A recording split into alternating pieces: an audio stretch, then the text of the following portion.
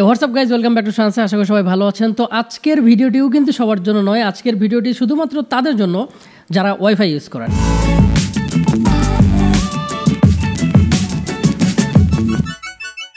তো ভিডিওটি শুরু করার আগে আপনাদের কাছে রিকোয়েস্ট, আপনি যদি আমার চ্যানেলটিতে নতুন হয়ে থাকেন please hit the subscribe button, আর যদি অলরেডি সাবস্ক্রাইব করে থাকেন থ্যাংক ইউ সো মাচ।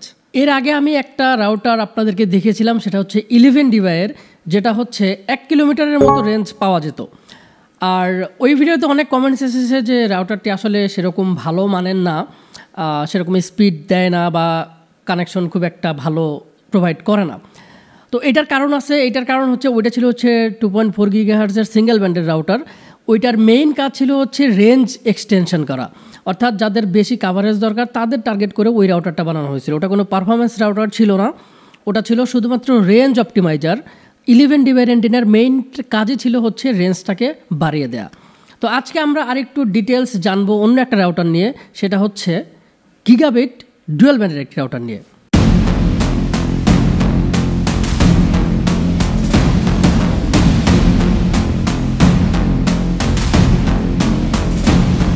তো বর্তমান সময়ে আমরা যারা ওয়াইফাই ইউজ করি, আমাদের খুব কমন যে প্রবলেমটা, খুব কমন যে ইস্যু, সেটা হচ্ছে আমরা কানেকশন স্টেবল পাই না। এরপর আমরা কী করি, আমরা হচ্ছে সিম্পলি আমাদের যে সার্ভিস প্রোভাইডার আছে ওদেরকে ফোন দেয়। ওরা ফোন দিলে ওদের একটা কমন ডায়লগ যে ভাই আপনার রাউটার এবং অনুটি রিস্টার্ট করেন, এবং আমরা করি এবং আমরা সলিউশন পেয়েও যাই।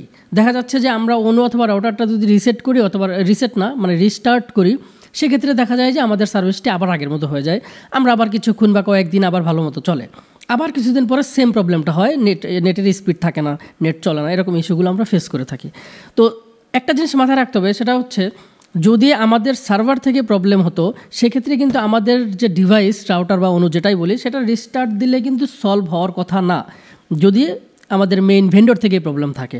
বাট অ্যাকচুয়ালি যেটা হয় সেটা হচ্ছে আমাদের যে রাউটার বা আমাদের যে অনু, এগুলোই আসলে কোনো প্রবলেম ফেস করে, কোনো প্রবলেমের মধ্যে দিয়ে যায়, যার কারণে আমরা যখন সেগুলো রিস্টার্ট করি তখন ওইটা ইনিশিয়ালি রিসেট হয়ে যায়, পাওয়ারটা লস হয়, আবার পাওয়ারটা যখন গেইন হয় তখন ওরা আবার ইন্টারনাল যে সেটআপগুলো এগুলো নতুন করে, যার কারণে আমরা আবার একটা স্টেবল বা স্মুথ কানেকশন পাই। তো এখন আপনার তো প্রতিদিন বা সবসময় এরকম রাউটার অনু রিস্টার্ট করা, প্লাগ খোলা, প্লাগ লাগানো, এগুলো করা একটু ডিফিকাল্ট। তো এগুলো আমাদের মাথায় রাখতে হবে। তো আমরা যেটা করি সেটা হচ্ছে আমরা চাই সব থেকে কম দামে সব থেকে ভালো মানের জিনিসটা, যেটা আসলে পসিবল না, ইন রিয়ালিটি এটা আসলে সম্ভব না। আপনাকে ভালো জিনিস পেতে হলে অবশ্যই টাকা খরচ করতে হবে, এটা হচ্ছে নাম্বার 1 কন্ডিশন। বেসিক্যালি আমাদেরকে আগে একটু রাউটার সম্পর্কে জানতে হবে। অনেক রকমের রাউটার হয়, indoor router, outdoor router, dual band, single band, 2.4 gigahertz, 5 gigahertz, gigabit router, তারপরে হচ্ছে আপনার ওয়াইফাই 6, ওয়াইফাই 4, অনেক ভ্যারিয়েন্ট আছে। ওয়াইফাই রাউটার এবং অনুর নির্বাচনের ক্ষেত্রে আমাদের কয়েকটি জিনিস মাথায় রাখতে হবে। এর মধ্যে সর্বপ্রথম মাথায় রাখতে হবে সেটা হচ্ছে আমি আমার রাউটারটি কী কাজে ব্যবহার করব, অর্থাৎ আমার ইউজার কে হবে বা কি হবে, এই জিনিসটা আমাদের সর্বপ্রথম মাথায় রাখতে হবে। কিছু কিছু বাসায় দেখা যায় যে smart TV, smart AC, smart fridge, অর্থাৎ ফ্রিজেও নেট লাগে, বা আইওটি সিস্টেম যাদের বাসায় আছে, তো এদের জন্য একটু ডিফারেন্ট। বাট যারা জেনারেল ইউজার, অর্থাৎ শুধুমাত্র ফোন ইউজ করবো বা স্মার্ট টিভি বা ল্যাপটপ, ডেস্কটপ, এদের ক্ষেত্রে বিষয়টা অন্যরকম। আবার যারা কর্পোরেট লেভেল আছেন তাদের জন্যও বিষয়টা অন্যরকম। তো ধরে নিলাম আমার বাসায় মোটামুটি 10-12টা কানেকশন চলবে, এরকম একটা রাউটার লাগবে। এখন আমাকে মাথায় রাখতে হবে এই 10-12টা ডিভাইস কি, সেটার মধ্যে যদি ম্যাক্সিমামই থাকে ফোন, স্মার্টফোন, আপনাকে এখন দেখতে হবে যে আপনার এই স্মার্টফোনগুলো ওয়াইফাই কী টাইপের, ওয়াইফাই কী টাইপের সিগন্যাল এরা রিসিভ করতে সক্ষম। এখন দেখা গেল যে আমি আমার বাসাতে গিগাবিট রাউটার নিলাম, ওইদিকে আমি ইউজ করতেছি হচ্ছে ওপ্পো, শাওমি, ভিভো, বা একটু কম প্রাইসের, লো রেঞ্জের, যাদের ওয়াইফাই ক্যাপাসিটি কম, এই টাইপের কিছু ফোন ইউজ করতেছি। তো সেক্ষেত্রে কিন্তু আমার এই গিগাবিট রাউটার কোনো কাজে আসবে না। আমার গিগাবিট রাউটার নিলে অবশ্যই আমাকে আমার এই গিগাবিট ব্যান্ডউইথ যেন নিতে পারে এরকম কোনো ডিভাইস আমার ইউজ করতে হবে। এরপরে আসি হচ্ছে আমরা স্মার্ট টিভি, তারপরে হচ্ছে আপনার ডেস্কটপ কম্পিউটার, ল্যাপটপ, এগুলোর ক্ষেত্রেও সেম। আপনি যে ডেস্কটপটা ইউজ করতেছেন সেটা গিগাবিট পোর্ট আছে কিনা, সেটা ল্যান্ড পোর্ট গিগাবিট সাপোর্ট করে কিনা, আপনার ওয়াইফাই 6 পর্যন্ত সাপোর্ট করে কিনা, এইগুলো আপনাকে একটু দেখে নিতে হবে। তো আমরা সবসময় যেটা করি যে দোকানে যে বা শোরুমে যে আমরা বলি যে আমাকে একটা ভালো মানের, ভালো দামের রাউটার দেন, আমরা জাস্ট এটুকুই বলি, বাদ বাকিটুকু আমরা সেলারের উপরে ছেড়ে দিই। এইখানে হচ্ছে সবথেকে বড় ভুল, কারণ এক একজন ইউজারের উপরে এক এক রকম ওয়াইফাই সাজেস্ট করার মতো, এক এক রকম ওয়াইফাই রাউটার এক একজনের জন্য এক একটা ভালো। কারণ প্রত্যেকটা কোম্পানি যখন প্রত্যেকটা মডেলের রাউটার মার্কেটে পাবলিশ করে, প্রত্যেকটা রাউটারে একটা মিনিমাম স্ট্যান্ডার্ড তারা মেনটেন করে মার্কেটে ছাড়ে। কাজে কোনো রাউটারই খারাপ না এটা বলা যাবে না। হ্যাঁ, কিছু ব্র্যান্ড আছে যেগুলো খুবই অল্প দামি নিম্নমানের প্রোডাক্ট ইউজ করে, সেগুলোর কথা ভিন্ন, সেগুলোর কোয়ালিটি বাজে। বাট আপনি যদি স্পেসিফিকেশনের কথা চিন্তা করেন, কোনো কোম্পানি ইন্টারন্যাশনাল যে স্ট্যান্ডার্ড আছে সেই স্ট্যান্ডার্ডের বাইরে তারা ম্যানুফ্যাকচার করতে পারে না। এখন আমার কি লাগবে সেটা আমার আইডেন্টিফাই করতে হবে। এখন আমার যদি গিগাবিট সাপোর্টেড ডিভাইস বেশি থাকে সেক্ষেত্রে অবশ্যই আমাকে গিগাবিট সাপোর্টেড ওয়াইফাই রাউটার নিতে হবে। এখন আমি গিগাবিট সাপোর্টেড ওয়াইফাই রাউটার নিলাম, এখন দেখা গেল যে আমার যে অনুটা আছে সেটা হয়ে গেছে নিম্নমানের, সেটা গিগাবিট সাপোর্ট করতেছে না। অথবা আমার অনুতে যে লাইন আসতেছে যে ওএলটি থেকে, যে সার্ভার প্রোভাইডার আমাকে ইন্টারনেট প্রোভাইড করতেছে, ওনাদের ওএলটিতেও দেখা যাচ্ছে যে গিগাবিট সাপোর্ট করতেছে না। তো সেক্ষেত্রে কিন্তু আমার গিগাবিট রাউটার নিয়ে কোনো লাভ হবে না। এবারে আসি 2.4 গিগাহার্টজ এবং 5 গিগাহার্টজের মধ্যে পার্থক্য কী। 2.4 গিগাহার্টজ এবং 5 গিগাহার্টজ দুটোই কিন্তু ইন্টারন্যাশনাল স্ট্যান্ডার্ডের যতগুলো ক্রাইটেরিয়া আছে সবগুলোই মেনটেন করেই এরা বাজারে মার্কেটে চলছে। এখন 2.4 গিগাহার্টজে যেটা হয়, এটা হচ্ছে এদের যে স্পেকট্রাম ওয়েব ফর্ম, এটা হচ্ছে 2.4 গিগাহার্টজ। এইটা হচ্ছে অনেক লং ডিস্টেন্স কাভার করবে, অর্থাৎ এরিয়া যত বেশি যাবেন আপনার এই ফ্রিকোয়েন্সি তখন ভ্যারাই করবে। আর যেগুলো হচ্ছে 5 গিগাহার্টজ সেগুলো হচ্ছে শর্ট ডিস্টেন্সের মধ্যে খুবই ভালো সার্ভিস দেবে, খুবই ভালো সামটাইমস 10 টাইমস বেটার দেন 2.4 গিগাহার্টজ। কিন্তু 2.4 গিগাহার্টজ যখন আপনি এরিয়া কাভারেজের দিকে যাবেন, যেগুলোই হচ্ছে লং রেঞ্জ, সেক্ষেত্রেই দেখা যাবে 2.4 গিগাহার্টজ অনেক ভালো পারফর্ম করতেছে 5 গিগাহার্টজের থেকে। এখন আমার যদি অফিস এরিয়া ছোট হয়, বাসা সাইজ ছোট হয়, like 2000 square feet, 1800 square feet, 2500 square feet, এরকম যদি হয় তাহলে 5 গিগাহার্টজ আমার পুরা বাড়িতেই কাভারেজ করে দিবে। আর এই 5 গিগাহার্টজ নাকি 4 গিগাহার্টজ নাকি 2.4 গিগাহার্টজ এইগুলো ডিটেক্ট করবে কতটুক এরিয়া জুড়ে, এটা নির্ভর করবে হচ্ছে আমার রাউটারের যে অ্যান্টেনা আছে অ্যান্টেনার উপর। এখন আমরা অনেকেই মনে করি যে রাউটারের মধ্যে যত বেশি অ্যান্টেনা তত বেশি ভালো সার্ভিস। এটাও একটা ভুল ধারণা। অ্যান্টেনার সংখ্যা কখনো মাথায় নেবেন না, আপনাকে দেখতে হবে কী কী প্যারামিটার এই অ্যান্টেনাগুলো আপনাকে ডেলিভার করতেছে।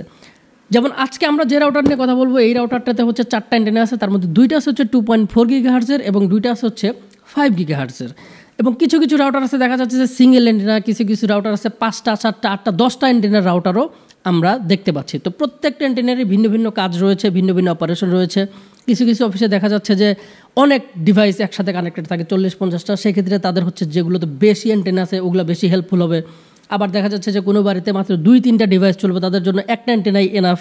আবার কারোর দেখা যাচ্ছে যে রাউটার থাকবে একটা, কিন্তু অনেক বেশি এরিয়া জুড়ে নেটওয়ার্ক কভার করতে হবে, সেক্ষেত্রে তাদের 11 ডিবিআই 12 ডিবিআই এরকম বড় বড় অ্যান্টেনা লাগবে। আবার কিছু কিছু ইউজার আছে যাদের অনেক স্পিড বেশি দরকার, উনি একটা রুমের মধ্যেই চালাবে বা ওনার অফিসের মধ্যে চালাবে, উনি ইউটিউবার অথবা উনি ফ্রিল্যান্সিং করে, ওনার অনেক র্যাপিড স্পিড দরকার, ওনার জন্য এরিয়া কাভারেজ ম্যাটার করে না, তখন ওনার জন্য গিগাবিট রাউটার লাগবে।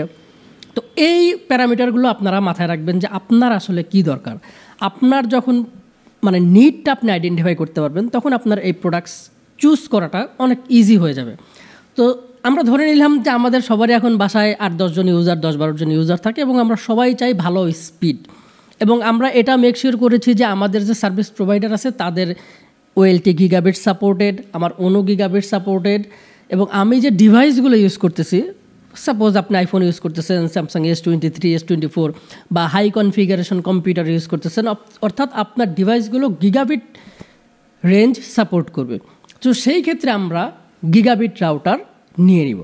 এখন গিগাবিট রাউটার অনেক ব্র্যান্ডের আছে, এটা আপনার যেই ব্র্যান্ড ভাল লাগবে, যে ব্র্যান্ডের প্রাইস ভাল লাগবে, যে ব্র্যান্ডের স্পেসিফিকেশন ভাল লাগবে, আপনার ইচ্ছা মতো নিয়ে নেবেন, কোনো সমস্যা নেই। তো আমার হাতে যে রাউটারটা আছে সেটা হচ্ছে টোটোলিং AX3000, আর এটার যে মডেল সেটা হচ্ছে X6000R। টোটোলিং AX3000 এই রাউটারটির মধ্যে আমরা পেয়ে যাচ্ছি ওয়াইফাই 6, 160 মেগাহার্জের লার্জ ব্যান্ডউইথ, তারপরে আমরা পেয়ে যাচ্ছি এক্সট্রা রেঞ্জ টেকনোলজি, সেই সাথে আমরা পাচ্ছি ফুল গিগাবিট পোর্টস এবং মেশ সাপোর্ট করবে অবশ্যই।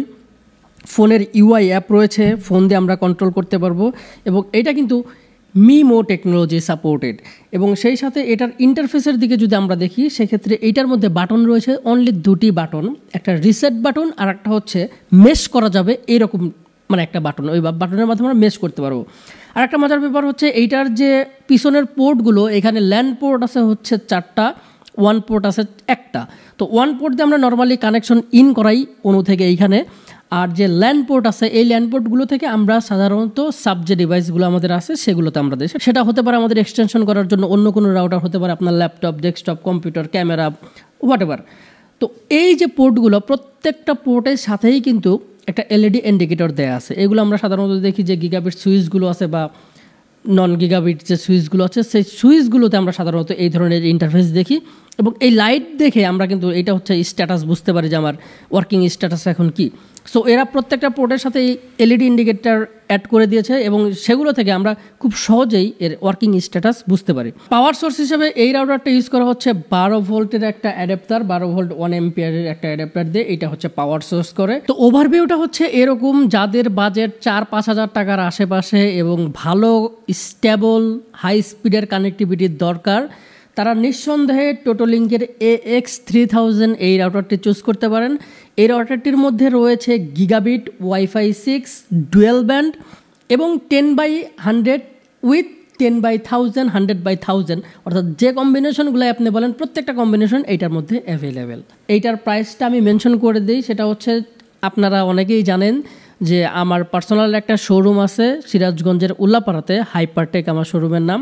তো এইখান থেকে যদি আপনারা কেউ নিতে পারেন, সেটা হতে পারে ফিজিক্যালি অথবা অনলাইনে যদি অর্ডার করতে চান, তো আমার শোরুম থেকে নিতে চাইলে এটা আপনারা 4500 টাকায় নিতে পারবেন। এই ছিল আজকের ওয়াইফাই সম্পর্কিত কিছু জরুরি কথা। তো ভিডিওটি ভালো লেগে থাকলে অবশ্যই লাইক করবেন, ভালো না লাগলে ডিসলাইক, আর দেখা হবে পরবর্তীতে নতুন কোনো ভিডিও নিয়ে। Till then keep safe.